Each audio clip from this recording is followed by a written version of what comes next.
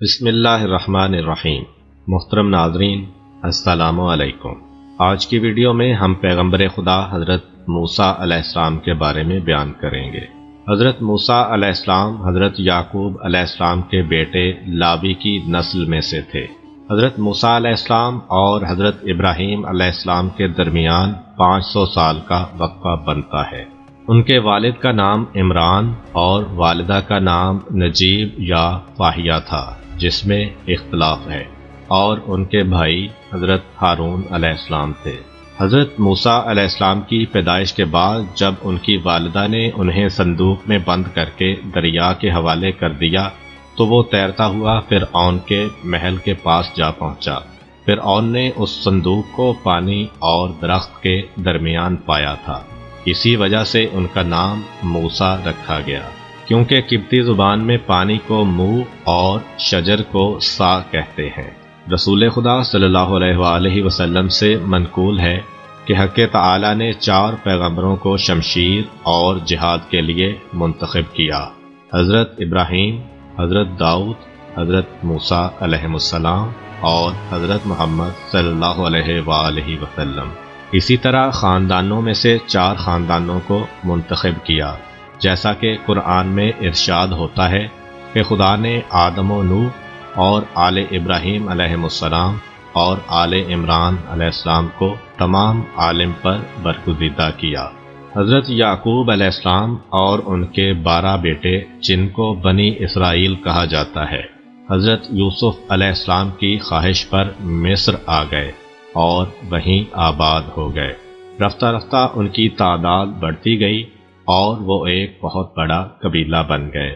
حضرت یعقوب علیہ السلام 17 سال مصر میں رہنے کے بعد 147 سال کی عمر میں وفات پا گئے، اور کچھ مدت کے بعد حضرت یوسف علیہ السلام بھی 110 سال کی عمر میں اس دار فانی سے کوچ کر گئے۔ تب اس ملک کی حکومت دوسرے بادشاہوں کے قبضے میں چلی گئی، جنہیں فرعونہ کہا گیا۔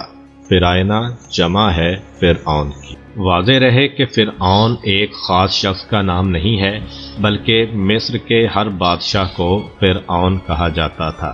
جس طرح ایران کے بادشاہ کو کسریٰ، روم کے بادشاہ کو ہرقل اور قیصر، حبشہ کے بادشاہ کو نجاشی، یمن کے بادشاہ کو طبع اور ترک کے بادشاہ کو خاقان کہا جاتا تھا۔ سارے قبطی پہلے فرعون کی نسل در نسل سے تھے، جس کا نام ولید بن مصعب بن ریان تھا۔ کئی صدیاں اسی طرح گزریں اور ان میں بنی اسرائیل ایک قابل توجہ گروہ کی حیثیت سے ابھرے۔ ان کی تعداد بہت بڑھ چکی تھی اور اس میں مسلسل اضافہ ہوتا چلا جا رہا تھا۔ فرعون بنی اسرائیل کی تعداد میں روز افزوں اضافے کو دیکھ کر گھبرا گیا۔ اس نے سوچا کہیں ایسا نہ ہو کہ یہ لوگ حکومت مصر کے دشمنوں کے ساتھ مل کر ملک کے لیے ایک خطرہ بن جائیں۔ اس بنا پر اس نے بنی اسرائیل کے لیے مشکلات پیدا کرنے اور ان پر پابندیاں عائد کرنے کا فیصلہ کیا۔ پھر اس نے اپنے اس فیصلے کو عملی جامہ پہنایا اور بنی اسرائیل پر سختیاں کرنا شروع کر دیں، اور طرح طرح کے ہیلے بہانوں سے ان کے لیے مشکلات کھڑی کر دیں۔ بنی اسرائیل سے جبری مشقت کے دشوار ترین کام لیے جاتے تھے۔ کسی سے ذاتی خدمت لی جاتی، کسی سے کھیتی باڑی کرائی جاتی، اور کسی سے گارا اور اینٹ کا کام لیا جاتا، اور جو کام کرنے کے قابل نہ ہوتا تھا اس سے بھاری بھرکم جزیہ وصول کیا جاتا تھا، جس کے ادا نہ کرنے پر اسے سخت سزا دی جاتی تھی۔ اور ان سب مظالم میں سے سب سے بڑا ظلم یہ تھا کہ ان کے بیٹوں کو قتل کر دیا جاتا اور بیٹیوں کو خدمت گزاری کے لیے زندہ چھوڑ دیا جاتا تھا۔ بنی اسرائیل کے بچوں کو قتل کرنے کی کیا وجہ تھی؟ اس کے بارے میں ایک اور روایت میں ملتا ہے کہ ایک بار فرعون نے ایک خواب دیکھا کہ بیت المقدس کی جانب سے آگ کا ایک زبردست شعلہ آیا، جس نے مصر کے قبطی خاندان کے تمام گھروں کو جلا کر بھسم کر دیا، مگر بنی اسرائیل کے گھروں کو کوئی گزند نہیں پہنچا۔ جب اس نے معابروں اور کاہنوں سے اپنے اس خواب کی تعبیر دریافت کی تو انہوں نے اسے بتایا کہ بنی اسرائیل میں ایک لڑکا پیدا ہوگا، جس کے ہاتھ سے تو بھی تباہ ہوگا اور تیری سلطنت بھی برباد ہوگی۔ فرعون نے اس حادثے کی پیش بندی کرنا چاہی اور اپنے اہلکاروں کو حکم دیا کہ بنی اسرائیل میں جو لڑکا بھی پیدا ہو وہ اسے مار ڈالیں اور لڑکیوں کو زندہ رہنے دیں۔ اس طرح اس نے بنی اسرائیل کے بے شمار لڑکوں کا قتل کروایا۔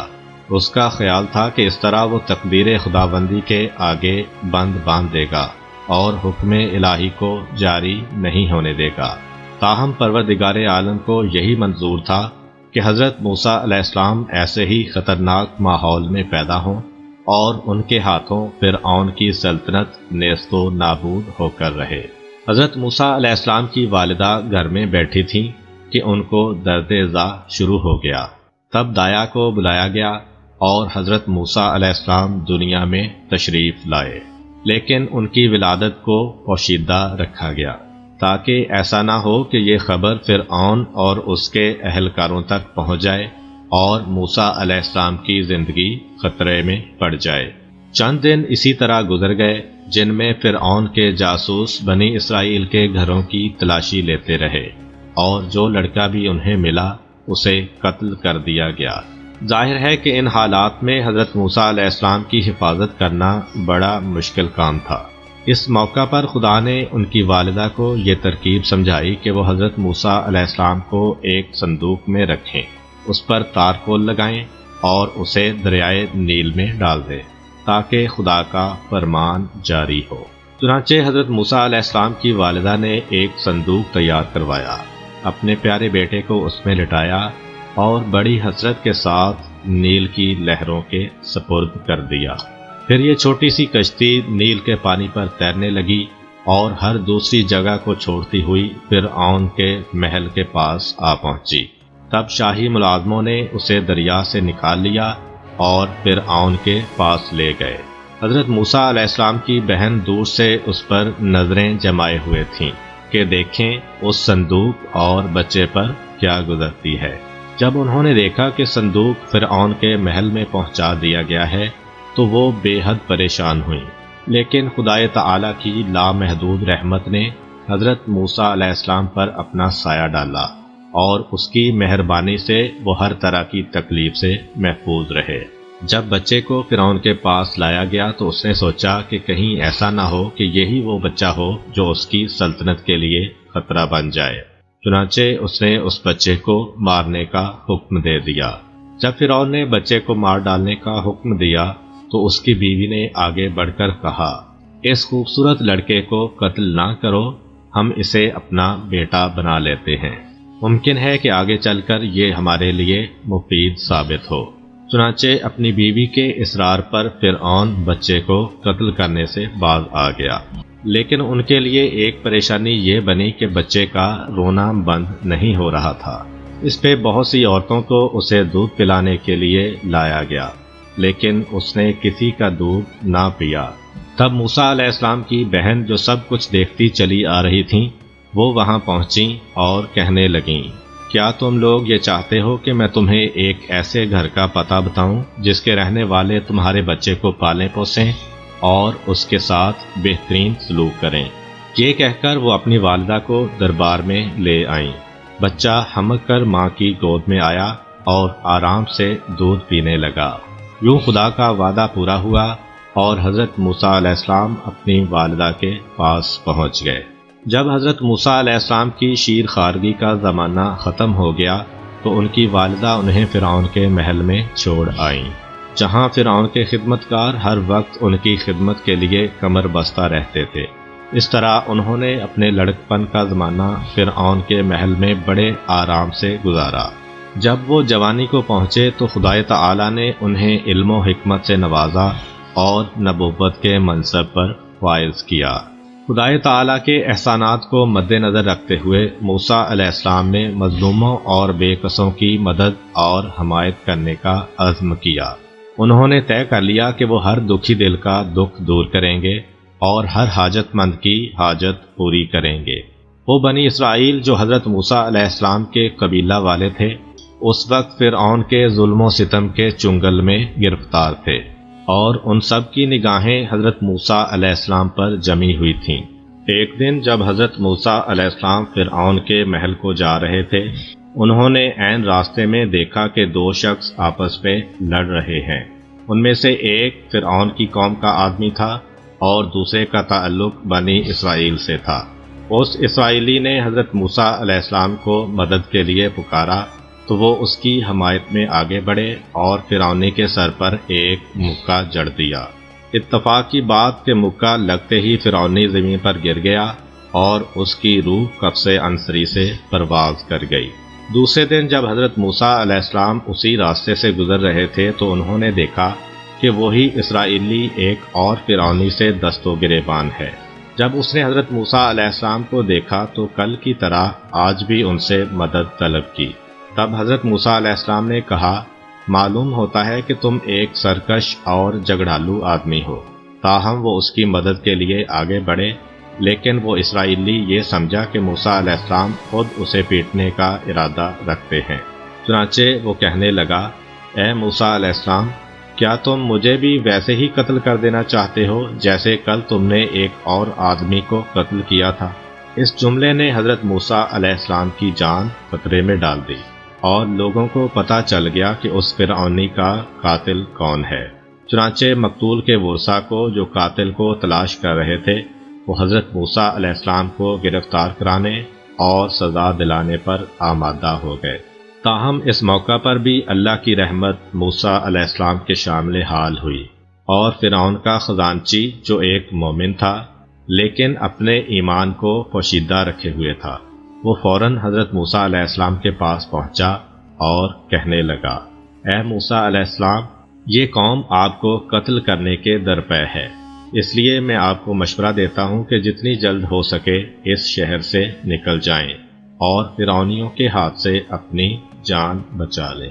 یوں حضرت موسیٰ علیہ السلام نے فرعون کے اس خزانچی کے کہنے پر مصر کو چھوڑ دیا۔ حضرت موسیٰ علیہ السلام سفر کی کوئی تیاری کیے یا کھانے پینے کا سامان ساتھ لیے بغیر خوف اور پریشانی کے عالم میں شہر سے نکل کھڑے ہوئے۔ وہ سخت بھوک اور پیاس کی حالت میں بیابانوں میں تنہا چل رہے تھے۔ آخر کئی دن رات کے سفر کے بعد وہ مدین کے ایک کنویں پر آ پہنچے۔ وہاں انہوں نے دیکھا کہ کچھ چرواہے کنویں کے کنارے واقع درخت کے نیچے جمع ہیں اور اپنی بھیڑوں کو پانی پلا رہے ہیں۔ اس کے ساتھ ہی یہ بھی دیکھا کہ دو لڑکیاں اپنی بھیڑیں لیے کنویں سے دور کھڑی ہیں اور ان کو کنویں کے نزدیک جانے سے روکے ہوئے ہیں۔ حضرت موسیٰ علیہ السلام ان لڑکیوں کے پاس گئے اور پوچھا، آپ اپنی بھیڑوں کو پانی کیوں نہیں پلا رہی؟ انہوں نے جواب دیا، ہم اس انتظار میں ہیں کہ جب مرد اپنے جانوروں کو پانی پلا کر چلے جائیں تو پھر ہم اپنی بھیڑوں کو پانی پلائیں گی۔ ہمارے والد بہت بوڑھے ہیں، وہ اتنا کام کرنے کی ہمت نہیں رکھتے، اس لیے ہمیں یہ کام کرنا پڑتا ہے۔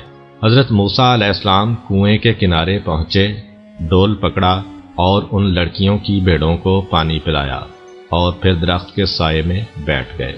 یہ وہ وقت تھا کہ انہیں سخت بھوک لگ رہی تھی، اس لیے انہوں نے خدا سے مدد مانگی اور اس کی بارگاہ میں اپنی حاجت بیان کی۔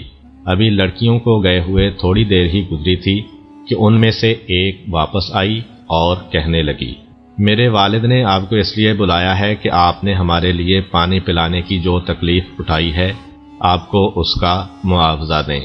یہ سن کر حضرت موسیٰ علیہ السلام حضرت شعیب علیہ السلام کے گھر کی جانب چل پڑے جو ان لڑکیوں کے والد تھے۔ حضرت شعیب علیہ السلام نے ان کی آپ بیتی دریافت کی اور جب انہیں تمام حالات کا پتہ چل گیا تو کہا، اب تمہیں خوفزدہ ہونے کی ضرورت نہیں، کیونکہ یہ سرزمین فرعون کی سلطنت سے باہر ہے اور تم یہاں ان لوگوں کے شر سے محفوظ ہو۔ حضرت شعیب علیہ السلام کی بیٹی نے کہا، بابا جان، اس جوان کو اپنی مدد کے لیے ملازم رکھ لیجئے، کیونکہ یہ ایک طاقتور اور امانت دار شخص ہے۔ حضرت شعیب علیہ السلام نے کہا، اس کے طاقتور ہونے کے متعلق تو تمہیں اس وقت پتہ چلا ہوگا جب اس نے کنویں سے پانی نکالا تھا، لیکن تمہیں یہ اندازہ کیوں کر ہوا کہ وہ ایک امانت دار شخص بھی ہے؟ لڑکی نے کہا، جب میں اسے گھر لا رہی تھی تو اس نے مجھ سے کہا، میں آگے آگے چلتا ہوں اور تم میرے پیچھے رہ کر مجھے راستہ بتاتی رہو۔ پھر یہ کہا کہ ہم ایک ایسے خاندان سے تعلق رکھتے ہیں کہ جس کے افراد عورتوں کے وضاقتہ پر نگاہ نہیں ڈالتے۔ حضرت شعیب علیہ السلام کو اپنی بیٹی کا استدلال پسند آیا اور وہ حضرت موسیٰ علیہ السلام سے کہنے لگے، میں اپنی ایک بیٹی صفورہ کا نکاح تم سے کر دینا چاہتا ہوں، لیکن شرط یہ ہے کہ تم 8 سال تک میرے ہاں رہ کر میری بھیڑیں چراؤ گے، اور اگر تم چاہو تو 10 سال تک بھی رہ سکتے ہو، لیکن یہ تمہاری مرضی پر منحصر ہے۔ حضرت موسیٰ علیہ السلام کے جو اپنے آپ کو اس علاقے میں تنہا اور اجنبی محسوس کر رہے تھے، انہوں نے حضرت شعیب علیہ السلام کی یہ بات مان لی اور ان کی دامادی کا فخر حاصل کر لیا، اور ساتھ ہی ساتھ ان کی بھیڑیں چرانے کا کام بھی سنبھال لیا۔ جب 10 سال کی مدت پوری ہو گئی تو حضرت موسیٰ علیہ السلام نے حضرت شعیب علیہ السلام کی دی ہوئی بھیڑیں اکٹھی کیں اور اپنی بیوی کو لے کر اپنے خاندان والوں کو ملنے مصر روانہ ہو گئے۔ ایک ٹھنڈی رات میں کہ جب تیز ہوا چل رہی تھی، حضرت موسیٰ علیہ السلام راستہ بھول گئے اور شدید سردی نے ان میاں بیوی کو سخت پریشان کر دیا۔ اس وقت حضرت موسیٰ علیہ السلام کو اچانک ہی دور سے آگ دکھائی دی اور انہوں نے اپنی بیوی سے کہا، میں اس آگ کی طرف جاتا ہوں، ممکن ہے اس وسیلے سے ہمیں صحیح راستے کا پتہ چل جائے، یا کم از کم سردی سے بچنے کے لیے میں تھوڑی سی آگ ہی لے آؤں۔ یہ کہہ کر حضرت موسیٰ علیہ السلام آگ کی طرف چل پڑے۔ جب وہ اس جگہ پر جو کہ طور سینا کا مقام تھا پہنچے تو کیا دیکھتے ہیں کہ وہ آگ ایک سرسبز درخت پر روشن ہے، لیکن نہ تو اس سے درخت جلتا ہے، نہ آگ بجھتی ہے، اور نہ وہاں کوئی بشر نظر آتا ہے۔ حضرت موسیٰ علیہ السلام حیران کھڑے آگ کی طرف دیکھ رہے تھے کہ اچانک ایک آواز بلند ہوئی، اے موسیٰ، میں تمہارا پروردگار ہوں، یہاں اپنے جوتے اتار دو کہ تم مقدس وادی میں داخل ہو چکے ہو۔ حضرت موسیٰ علیہ السلام نے اپنے جوتے اتار دیے اور اسی دوران میں وہی آواز سنائی دی، اے موسیٰ، تمہارے ہاتھ میں کیا ہے؟ موسیٰ نے جواب دیا، یہ عصا ہے جس پر میں ٹیک لگاتا ہوں، اس کے ساتھ بھیڑیں ہنکاتا ہوں اور اس سے کئی اور کام بھی لیتا ہوں۔ ادھر سے کہا گیا کہ اسے زمین پر ڈال دو۔ موسیٰ علیہ السلام نے عصا زمین پر ڈالا تو وہ ایک بڑا سا ڈراؤنا سانپ بن گیا۔ موسیٰ علیہ السلام کے دل میں خوف پیدا ہوا اور وہ بھاگنے کو تھے کہ اتنے میں آواز آئی، اے موسیٰ، ڈرو مت اور لوٹ آؤ، ہم اس کو اسی پہلی شکل میں تبدیل کر دیتے ہیں، تم ہاتھ بڑھاؤ اور اسے پکڑ لو۔ موسیٰ علیہ السلام نے پشمینے کا جبہ پہن رکھا تھا۔ انہوں نے سانپ کو پکڑنے کے لیے جبے کی آستین کو اپنے ہاتھ پر لپیٹ لیا۔ ادھر سے آواز آئی، آستین کو پرے کر دو اور بے خوف ہو کر اسے پکڑ لو۔ تب حضرت موسیٰ علیہ السلام نے ہاتھ بڑھا کر سانپ کا سر پکڑ لیا اور دیکھا کہ یہ تو ان کا وہی عصا ہے۔ پھر خطاب ہوا کہ اپنا ہاتھ اپنے گریبان میں ڈالو۔ موسیٰ علیہ السلام نے اپنا ہاتھ گریبان میں ڈالا اور جب اسے باہر نکالا تو دیکھا کہ وہ سفید اور چمکدار ہو گیا ہے۔ انہوں نے اسے پھر گریبان میں ڈالا اور جب باہر نکالا تو وہ اپنی پہلی حالت پر آ گیا تھا۔ پھر آواز آئی، اے موسیٰ، یہ تمہارے رب کی 2 بہت بڑی نشانیاں ہیں، اب ضروری ہے کہ تم فرعون اور اس کی قوم کے پاس جاؤ اور انہیں ہماری طرف بلاؤ۔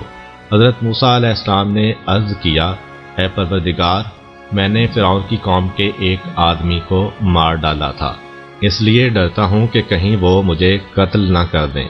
میرا بھائی ہارون کہ جو مجھ سے بڑھ کر روانی سے بول سکتا ہے، تو اس کو میرے ساتھ کر دے تاکہ وہ میری تصدیق کرے اور میرا مددگار ہو۔ روایات میں ملتا ہے کہ حضرت موسیٰ علیہ السلام کی زبان میں لکنت تھی، اسی وجہ سے انہوں نے اللہ تعالیٰ سے کہا کہ میرے بھائی ہارون کو میرا مددگار بنا دے جو مجھ سے بڑھ کر روانی سے بول سکتا ہے۔ حضرت موسیٰ علیہ السلام کی یہ درخواست قبول کر لی گئی اور ہارون علیہ السلام کو ان کا معاون مقرر کر دیا گیا۔ جب حضرت موسیٰ علیہ السلام اس جگہ سے واپس ہونے لگے تو ان کا حوصلہ بڑھانے اور انہیں اطمینان دلانے کے لیے کہا گیا، تم اپنے بھائی ہارون کے ساتھ فرعون کے پاس جاؤ اور ہماری آیتیں اس کے سامنے پڑھو، ہاں یہ جان لو کہ تم اور تمہارے پیرو ہی کامیاب ہوں گے۔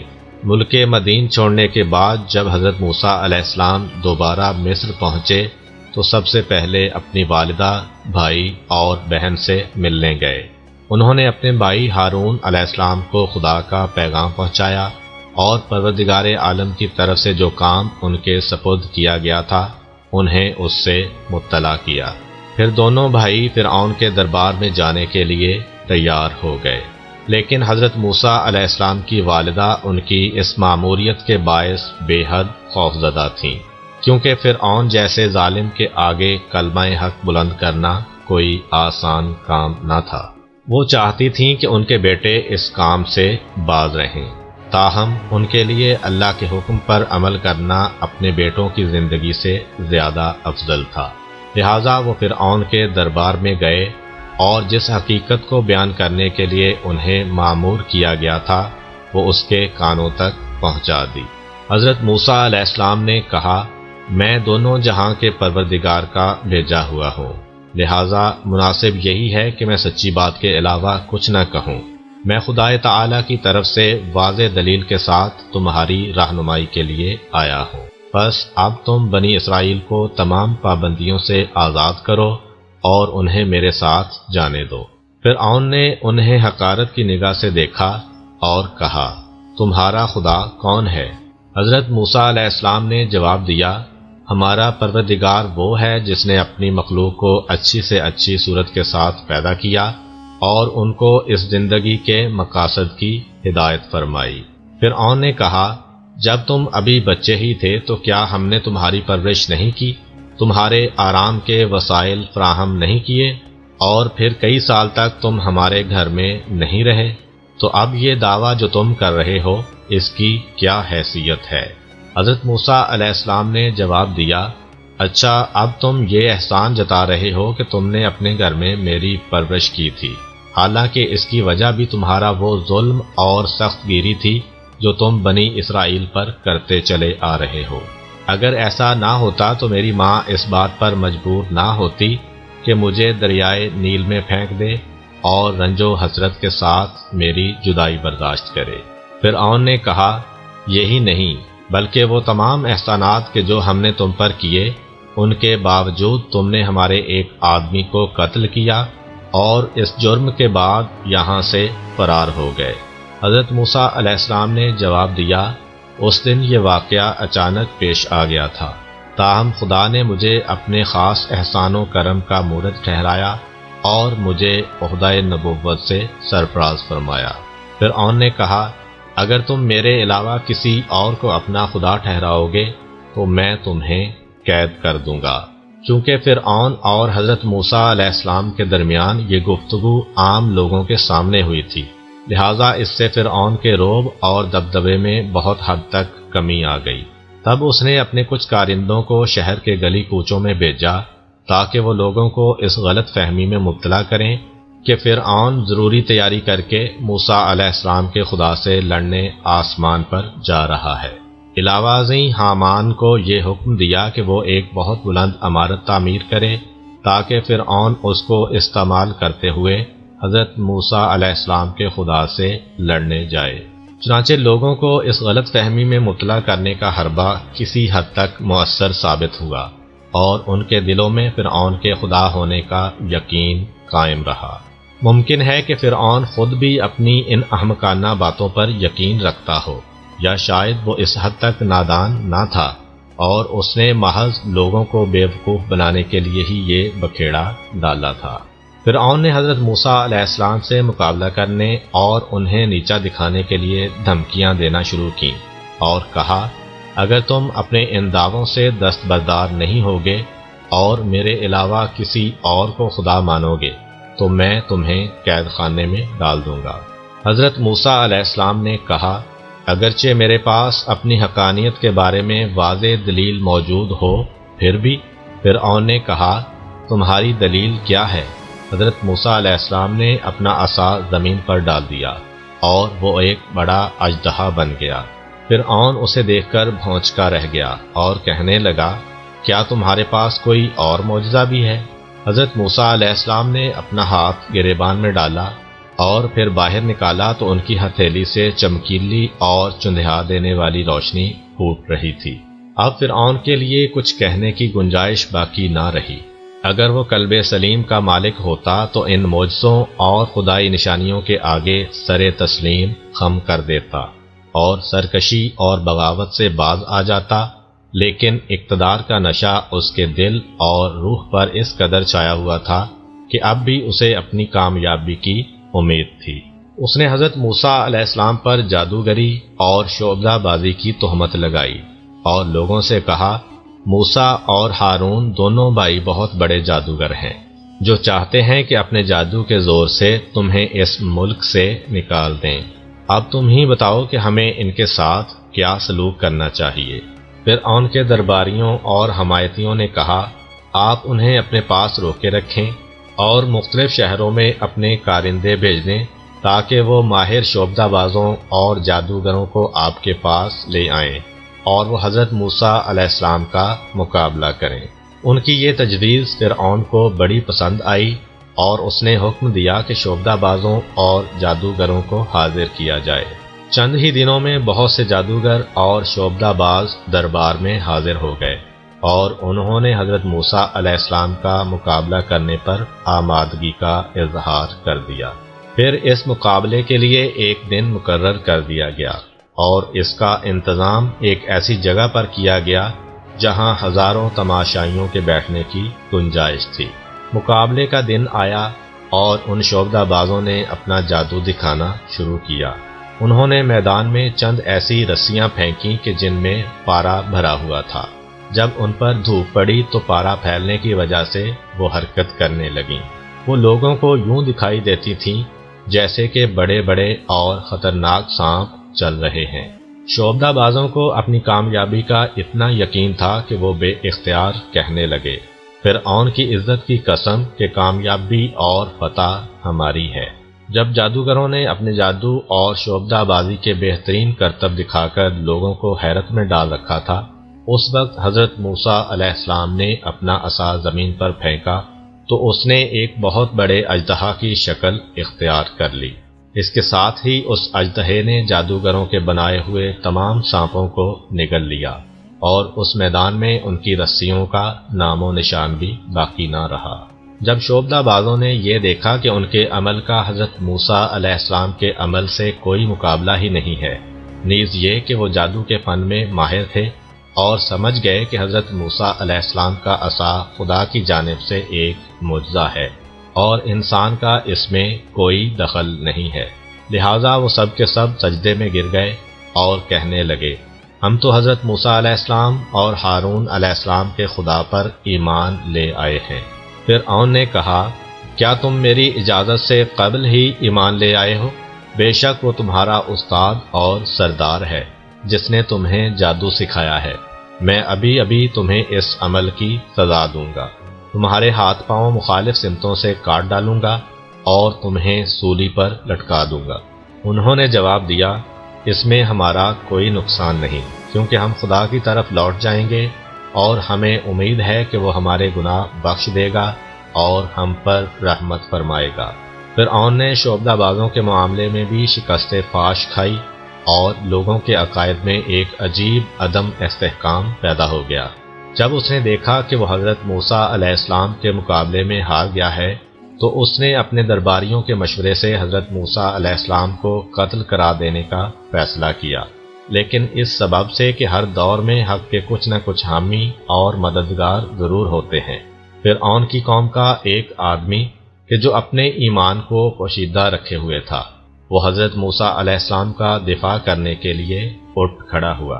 اس نے بڑی سنجیدگی سے حضرت موسیٰ علیہ السلام کی طرفداری کی اور کہا، یہ قطعاً مناسب نہیں ہے کہ تم ایک شخص کو اس جرم کی بنا پر قتل کر دو کہ وہ خدا پرست ہے، جبکہ اس کے پاس اپنی سچائی کو ثابت کرنے کے لیے واضح دلائل بھی موجود ہیں۔ اگر تم سمجھتے ہو کہ اس نے جھوٹا دعویٰ کیا ہے تو اس میں تمہارا کوئی نقصان نہیں اور اس کا گناہ اس کی گردن پر ہوگا، لیکن اگر وہ سچ کہتا ہے تو تم پر خدا کا عذاب نازل ہوگا، نیز خدا بھی جھوٹے لوگوں کی ہدایت نہیں کرتا۔ فرعون کے برے ارادوں سے حضرت موسیٰ علیہ السلام کی سرگرمیوں میں کوئی کمی واقع نہ ہوئی اور انہوں نے تبلیغ کا کام پوری شد و مد سے جاری رکھا۔ تاہم بنی اسرائیل پہ فرعون کی سخت گیری بڑھتی چلی گئی اور اس کی سرکشی اور بغاوت میں اضافہ ہوتا گیا۔ اس دوران میں خدا تعالی نے حضرت موسیٰ علیہ السلام کو وحی بھیجی کہ فرعون سے صاف صاف کہہ دو اب تیار ہو جا کہ خدا عنقریب تم پر اور تمہاری قوم پر عذاب نازل کر دے گا۔ چنانچہ فرعون کو اس بات کا علم ہو گیا، لیکن وہ خواب غفلت سے بیدار نہ ہوا اور اپنی سرکشی پر قائم رہا۔ مگر خدا تعالی تو اپنے بندوں پر بے حد مہربان ہے، اس لیے اس نے اس سرکش قوم کو اپنے عذاب کے کچھ نشان دکھائے تاکہ وہ اس کی بارگاہ کی طرف لوٹ آئیں اور توبہ کر لیں۔ پھر ہوا یہ کہ خشک سالی آئی اور پھل ناپید ہو گئے۔ اس کے بعد سیلاب آیا اور ہر طرف تباہی پھیل گئی۔ ٹڈی دل نے حملہ کیا اور فصلیں برباد ہو گئیں۔ پہلے جوئیں اور پھر مینڈک ان پر مسلط ہو گئے۔ نیل کا پانی خون میں تبدیل ہو گیا۔ تاہم جب بھی کوئی عذاب آتا وہ حضرت موسیٰ علیہ السلام کے پاس آ کر کہتے آپ خدا سے دعا کریں کہ یہ عذاب ہم پر سے ٹل جائے، پھر ہم ایمان لے آئیں گے۔ لیکن جب عذاب ٹل جاتا تو وہ پھر اپنے کفر پر جم جاتے تھے۔ خدا تعالی نے فرعون اور اس کی قوم کے لیے جو مہلت مقرر کی تھی وہ آہستہ آہستہ ختم ہو رہی تھی اور وہ لوگ اس مہلت سے غلط فائدہ اٹھا رہے تھے۔ وہ دشمنی اور سرکشی کے راستے پر چل رہے تھے اور اپنے پیغمبر کے ساتھ لڑنے جھگڑنے میں مصروف تھے۔ خدا کے غضب اور عذاب کی نشانیاں انہیں غفلت سے بیدار نہ کر سکیں اور بالآخر وہ اس کے ابدی عذاب میں گرفتار ہو گئے۔ حضرت موسیٰ علیہ السلام خدا کے حکم کے مطابق رات کے وقت بنی اسرائیل کو ساتھ لے کر مصر سے سرزمین مقدس فلسطین کی جانب روانہ ہو گئے، لیکن ابھی انہوں نے کچھ زیادہ مسافت طے نہیں کی تھی کہ فرعون کو ان کی روانگی کی خبر ہو گئی۔ چنانچہ اس نے اپنے سپاہیوں کو جمع کیا اور حضرت موسیٰ علیہ السلام کے تعاقب میں چل کھڑا ہوا۔ بنی اسرائیل بحیرہ احمر کے ساحل پر پہنچ چکے تھے کہ ان کو فرعون کی فوج کے آثار نظر آنے لگے۔ فوج کو آتے دیکھ کر انہیں اپنی ہلاکت کا یقین ہو گیا اور حضرت موسیٰ علیہ السلام سے کہنے لگے کیا ہوا تمہارا وہ وعدہ؟ اب فرعون آ پہنچا ہے اور ہم مصیبت میں پھنس گئے ہیں۔ حضرت موسیٰ علیہ السلام نے انہیں تسلی دی اور پھر خدا کے حکم کے مطابق اپنا عصا سمندر میں مارا، جس سے سمندر کا پانی پھٹ گیا اور زمین نظر آنے لگی۔ حضرت موسیٰ علیہ السلام اور بنی اسرائیل سمندر میں داخل ہو گئے اور دوسرے کنارے پر پہنچ کر بخیریت باہر نکل گئے۔ اسی اثناء میں فرعون بھی سمندر کے ساحل پر آ پہنچا اور اس نے دیکھا کہ سمندر میں راستہ بنا ہوا ہے اور بنی اسرائیل اس کے دوسرے کنارے پر ہیں۔ وہ انہیں گرفتار کرنے کی دھن میں سمندر کے بیچوں بیچ اسی راستے پر ہو لیا۔ فرعون کے پیچھے پیچھے اس کے سپاہی بھی سمندر میں داخل ہو گئے۔ اسی اثناء میں سمندر کا پانی اللہ کے حکم سے آپس میں مل گیا اور فرعون اپنے لشکر سمیت پانی کی اندھی لہروں میں پھنس گیا۔ جب فرعون نے اپنے آپ کو ہلاکت میں مبتلا دیکھا اور عذاب الہی کا مشاہدہ کر لیا تو کہنے لگا میں گواہی دیتا ہوں کہ جس خدا کو موسیٰ و ہارون اور بنی اسرائیل مانتے ہیں اس کے علاوہ کوئی خدا نہیں ہے اور میں مسلمانوں میں سے ہوں۔ لیکن افسوس کہ وقت گزر چکا تھا اور اب اس کے ایمان لانے کا کوئی فائدہ نہ تھا، کیونکہ عذاب الہی کے نازل ہو جانے کے بعد ایمان لانا بے معنی ہوتا ہے۔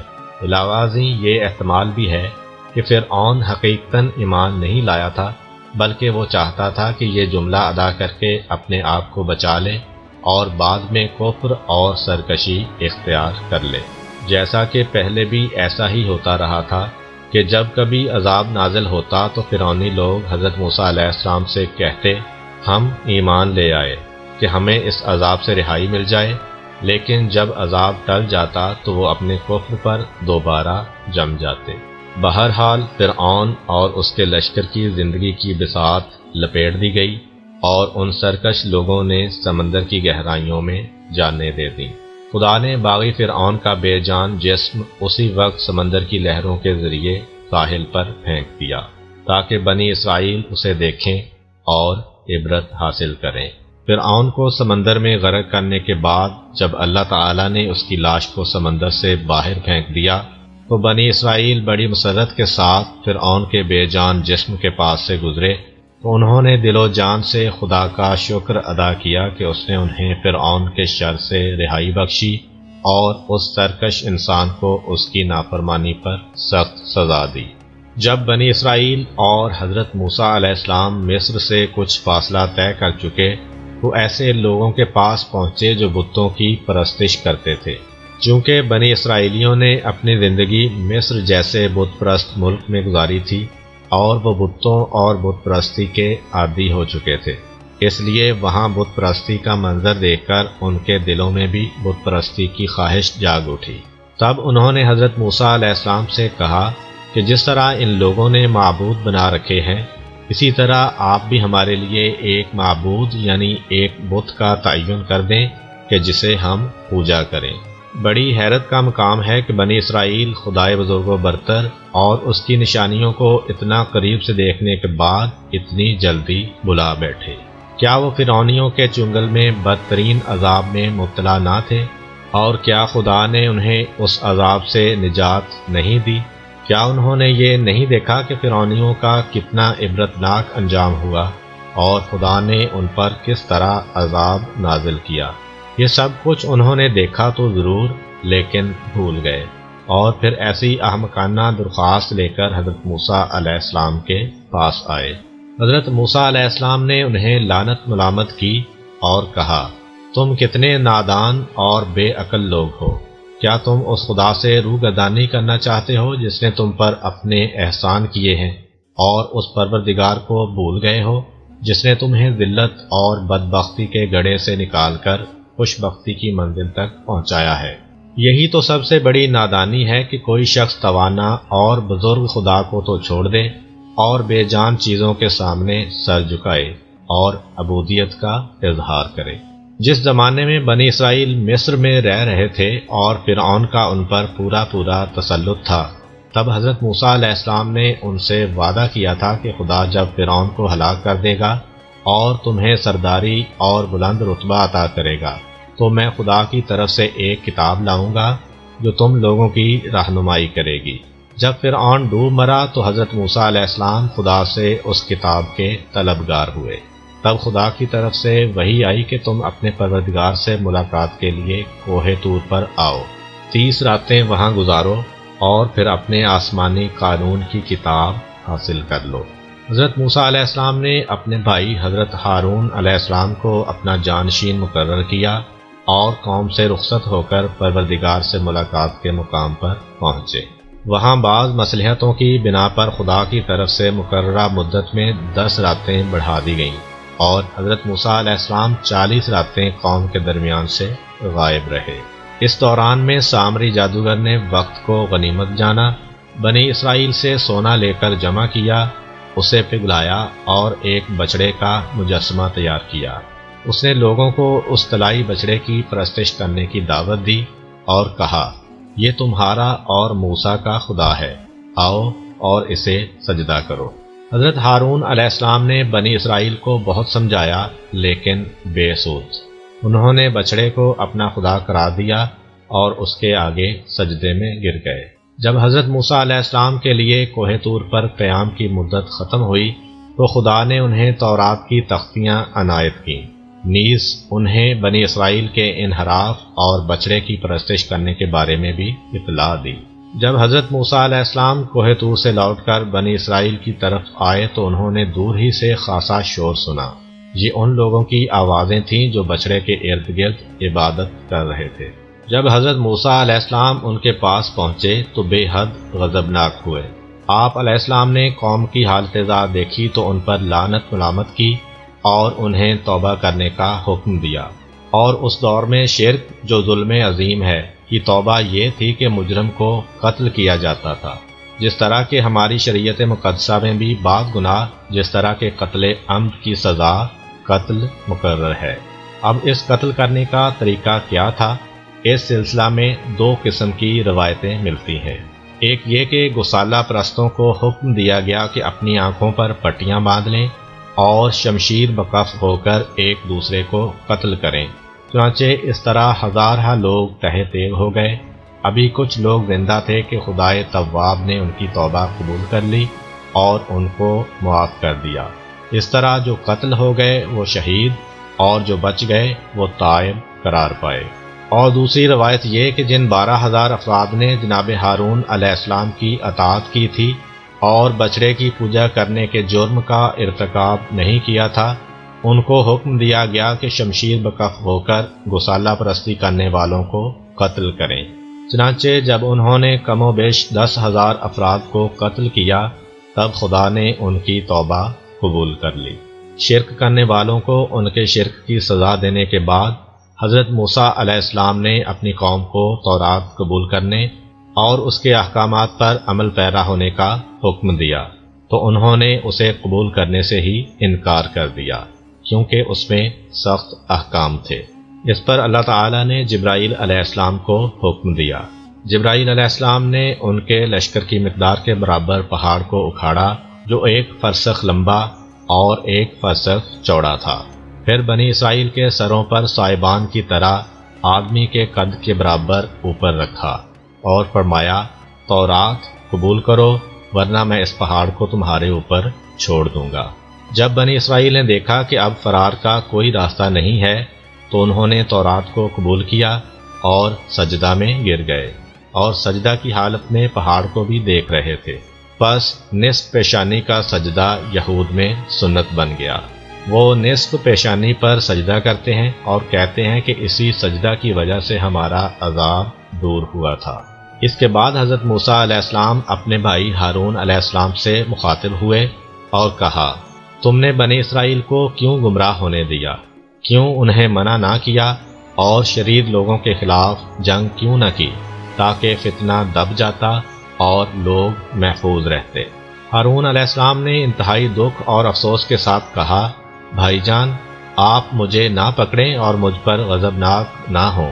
ان لوگوں نے مجھے کمزور خیال کیا اور میری باتوں کی پرواہ نہیں کی، بلکہ قریب تھا کہ یہ مجھے قتل کر دیتے۔ آپ ایسا کر کے مجھ پر دشمنوں کی زبانیں نہ کھلوائیں۔ مجھے ڈر تھا کہ اگر میں نے جنگ کی تو آپ کہیں گے کہ تم نے بنی اسرائیل میں پھوٹ ڈال دی۔ آہستہ آہستہ حضرت موسیٰ علیہ السلام کا غصہ دھیما پڑ گیا اور وہ مسئلے کے حل کے بارے میں غور کرنے لگے۔ سب سے پہلے انہوں نے فساد کی جڑ کا پتہ چلایا اور پھر سامری کو مخاطب کر کے کہا، تم نے یہ حرکت کیوں کی اور بنی اسرائیل کو کیوں گمراہ کیا؟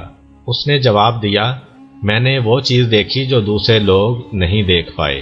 جس دن فرعون غرق ہوا، میں نے خدائے تعالیٰ کے فرشتے جبرائیل علیہ السلام کی سواری کے پاؤں تلے کی مٹی اٹھائی تھی، پھر وہی مٹی میں نے بچڑے کے منہ میں ڈال دی جس سے اس میں بولنے کی قوت پیدا ہو گئی اور لوگ اسے سجدہ کرنے لگے۔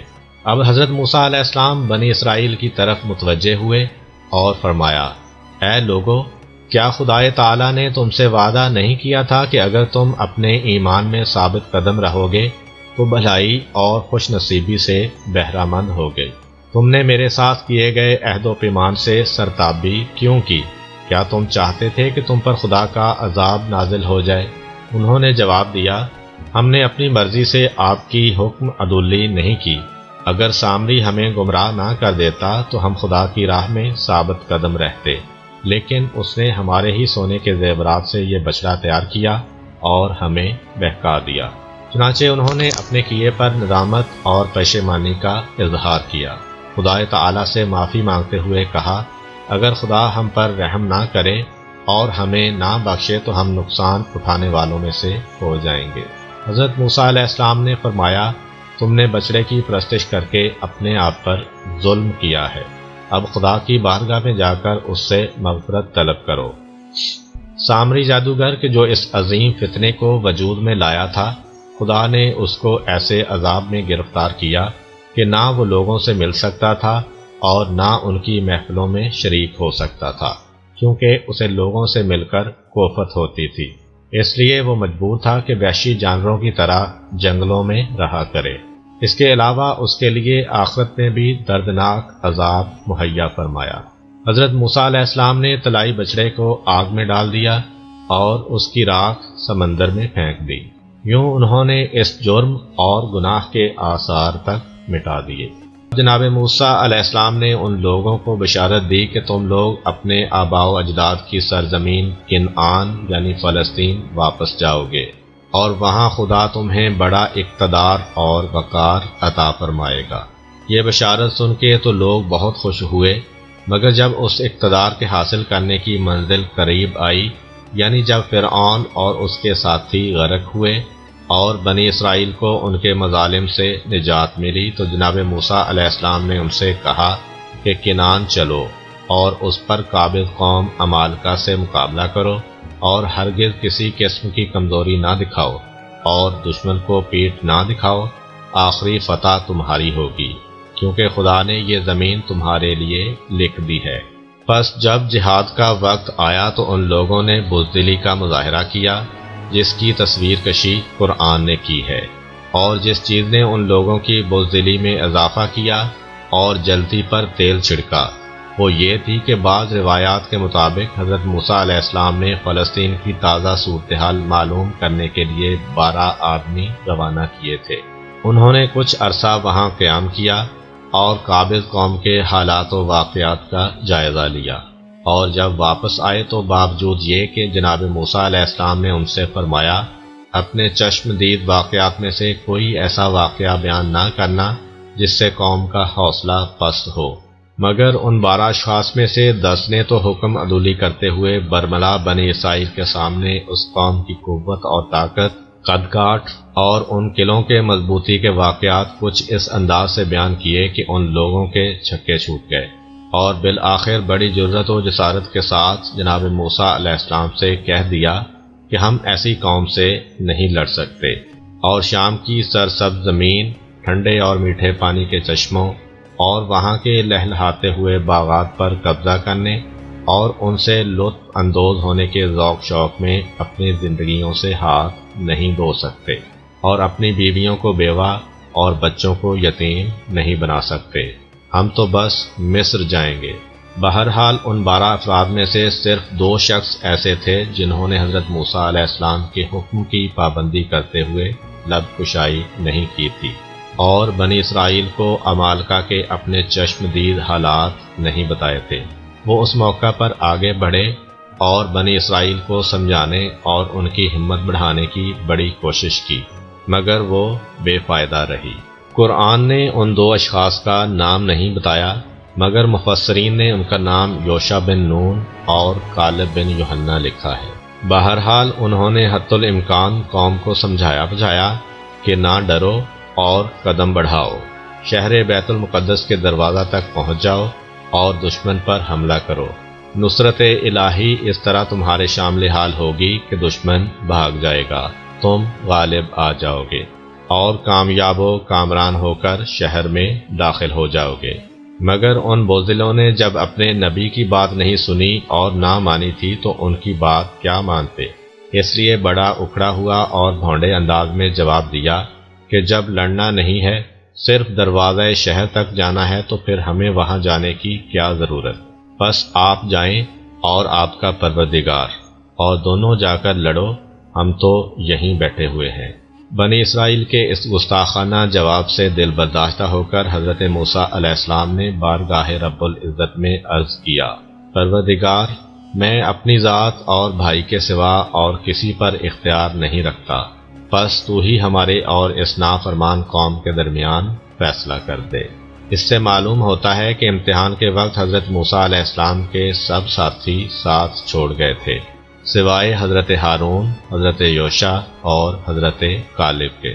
اللہ تعالیٰ نے حضرت موسیٰ علیہ السلام کی دعا کو اس طرح شرط قبولیت بخشا کہ فرمایا، اب وہ سرزمین شام 40 سال تک ان پر حرام ہے، اب یہ اس زمین میں سرگرداں پھرتے رہیں گے، پس اس نافرمان قوم پر افسوس نہ کریں۔ چنانچہ اللہ تعالیٰ نے بنی اسرائیل کو اس لکودک صحرا میں، جس کو صحرائے سینا یا تیائے اسرائیل بھی کہا جاتا ہے، اس طرح مجبور و محصور اور نظر بند کیا کہ پورے 40 سال تک نہ شام جا سکے اور نہ واپس مصر لوٹ سکے۔ نہ کوئی فوج، نہ پولیس، نہ جیل خانہ، اور نہ اس کی بلند دیواریں، اور نہ اس کا کوئی آہنی اور مضبوط دروازہ، صرف مختصر سا خالی میدان جو مصر و شام کے درمیان ہے۔ اس میں خدا نے اس طرح ان کو قید کیا کہ 40 سال کی مسلسل جدوجہد کے باوجود نہ شام جا سکے اور نہ واپس مصر لوٹ سکے۔ ہوتا یوں تھا کہ سارے دن کے سفر کے بعد جب شام ہوتی تو پتہ چلتا کہ صبح جہاں سے چلے تھے پھر آ کر اسی جگہ واپس پہنچ گئے ہیں۔ چونکہ حضرت موسیٰ اور حضرت ہارون علیہ السلام بھی اسی صحرا میں اپنی قوم کے ساتھ تھے، اس لیے انہی کی دعا و برکت سے اللہ تعالیٰ نے اس زیر عطاب قوم کو مختلف نعمات سے بھی نوازا تھا۔ ان کے پانی پینے کے لیے اللہ تعالیٰ نے پتھر سے چشمے جاری کیے اور کھانے کے لیے من و سلوہ نازل کیا، اور اس صحرا میں ان پر بادلوں کا سایہ کیا۔ اس طولانی مدت کے دوران حضرت موسیٰ اور حضرت ہارون علیہ السلام کی آسمانی ماموریت انجام کو پہنچی۔ تب خدا کے حکم سے وہ دونوں کوہ ہود پر گئے۔ وہاں جا کر حضرت ہارون علیہ السلام کی وفات ہو گئی، اور حضرت موسیٰ علیہ السلام نے ان کے جسد خاکی کو زمین میں دفن کر دیا۔ جب وہ بنی اسرائیل کے پاس واپس آئے اور انہیں ہارون علیہ السلام کی وفات کی اطلاع دی تو ان لوگوں نے حضرت موسیٰ علیہ السلام پر الزام لگایا کہ خود انہوں نے ہی ہارون علیہ السلام کو قتل کیا ہے۔ اس پر خدا نے بنی اسرائیل کی آنکھوں کے آگے سے پردے اٹھا دیے تاکہ وہ جان جائیں کہ ہارون علیہ السلام کو حضرت موسیٰ علیہ السلام نے قتل نہیں کیا۔ چنانچہ انہوں نے دیکھا کہ ہارون علیہ السلام صحیح و سالم زمین و آسمان کے درمیان ایک تخت پر بیٹھے ہیں۔ اس سے انہیں پتہ چل گیا کہ ان پر طبعی موت وارد ہوئی ہے۔ کچھ مدت گزرنے کے بعد حضرت موسیٰ علیہ السلام بھی اللہ تعالیٰ کے حکم سے کوہ ہود کی چوٹی پر گئے اور وہاں سے فلسطین اور بیت المقدس پر ایک نظر ڈالی۔ پھر اسی مقام پر ان کی روح قبض کر لی گئی اور انہیں وہیں دفن کر دیا گیا۔ اسی اثناء میں بنی اسرائیل کے عمر رسیدہ لوگ بھی موت سے ہمکنار ہو گئے۔ بعد ازاں خدائے علیم و حکیم نے حضرت یوشع بن نون کہ جو کہ حضرت موسیٰ علیہ السلام کے جانشین تھے، عہدہ نبوت پر سرفراز فرمایا، اور 40 سال کی مدت قید ختم ہونے کے بعد بنی اسرائیل کے باقی ماندہ افراد اور نئی نسل کو ہمراہ لے کر جہاد بیت المقدس کے لیے روانہ ہوئے، اور خدا کے وعدہ کے مطابق ارض مقدسہ اور شام اور اس کے علاقہ کینان پر جہاد کر کے اپنا اقتدار قائم کیا، اور اس طرح بے پناہ دولت ان کے ہاتھ آئی۔